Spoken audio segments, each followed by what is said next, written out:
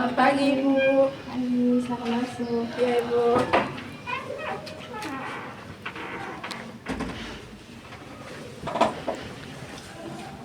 Bagaimana? Posisi duduknya sudah nyaman? Sudah, Ibu.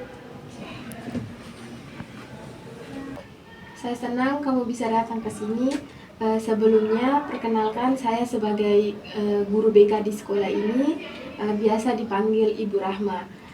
Sebelumnya, kalau boleh tahu, kamu punya nama siapa dan dari kelas berapa? Saya namanya Viani, Ibu, dari kelas 8A. Baik Adik Viani, hari ini kita akan melakukan sesi konseling. Mungkin nanti akan ada beberapa sesi konseling.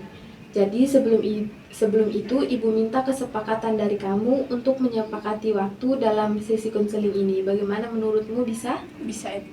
Oke. Biasanya Ibu melakukan satu sesi konseling itu paling lama 45 menit. Bagaimana, kamu mau atau kamu merasa keberatan? Mau, Ibu.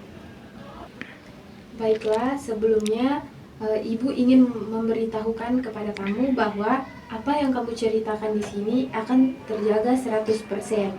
Jadi jangan takut untuk menceritakan apa yang ingin kamu ceritakan.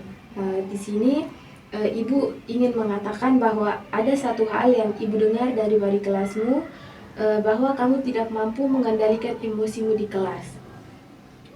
Ibu ingin mendengarkan cerita kamu dan mencari cara agar kamu bisa lebih nyaman di sekolah. Bisakah kamu ceritakan sedikit apa yang sering membuatmu marah di kelas? Saya merasa jengkel kalau guru atau teman-teman bilang saya salah, Ibu. Mereka tidak mengerti kalau saya sudah berusaha keras. Saya tidak suka dikritik dan itu membuat saya ingin membantah mereka. Ibu bisa memahami perasaanmu. Ketika kamu merasa tidak dihargai, rasanya itu menyakitkan. Pernahkah kamu menyadari pola dan kemarahanmu? Misalnya itu seperti apa yang biasanya terjadi sebelum kamu marah? Biasanya saya sudah kesal duluan kalau tugas sulit atau kalau nilai saya jelek. Jadi ketika ada yang berbicara atau berbicara tentang saya, Ibu, saya langsung emosi begitu. Baiklah, jadi pemicunya adalah perasaan gagal dalam tugas dan respon orang terhadapmu. Kita akan mencari cara agar kamu bisa mengontrol emosimu lebih baik. Kamu bersedia mencoba teknik sederhana untuk mengelola perasaanmu? Saya tidak tahu, Ibu, saya langsung emosi tanpa berpikir biasanya. Memang perlu latihan.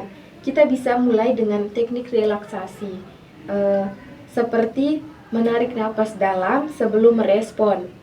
Kita juga bisa mencoba menggunakan pola berpikir alternatif saat merasa marah. Misalnya, kamu berpikir bahwa mereka meremehkan kamu.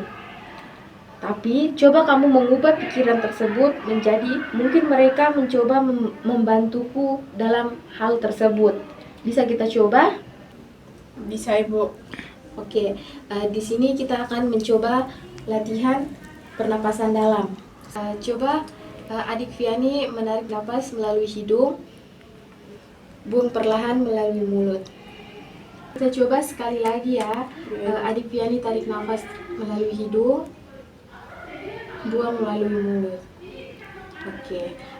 Viani bisa melakukan teknik ini pada saat Viani menghadapi situasi yang memicu kemarahan adik Viani. Baik, Ibu. Selanjutnya, adik Viani bisa melakukan teknik pola berpikir alternatif di kehidupan sehari-hari Viani. Misalnya, Viani berpikir bahwa mereka meremehkan Viani, tetapi coba mengubah pikiran tersebut menjadi pikiran positif yang misalnya itu seperti mungkin mereka mencoba membantuku. Ibu akan memberi waktu selama 1 minggu kepada kamu untuk mencoba latihan teknik ini di rumah. Baik, Ibu, saya akan mencobanya. Baik Adik Viani, minggu depan kita akan bertemu lagi di tempat dan di waktu yang sama untuk membahas perkembanganmu. Baik, Ibu, terima kasih banyak, Ibu. Sama-sama Adik Viani. Kalau begitu saya pamit, Ibu. Ya Adik Viani. Ya. Misi, Ibu. Mari Ibu antar. Ya, Ibu.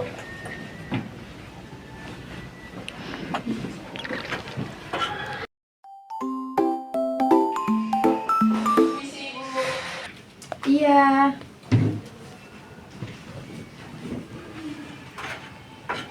Selamat pagi, Ibu. Ayo, selamat masuk. Ya, Ibu.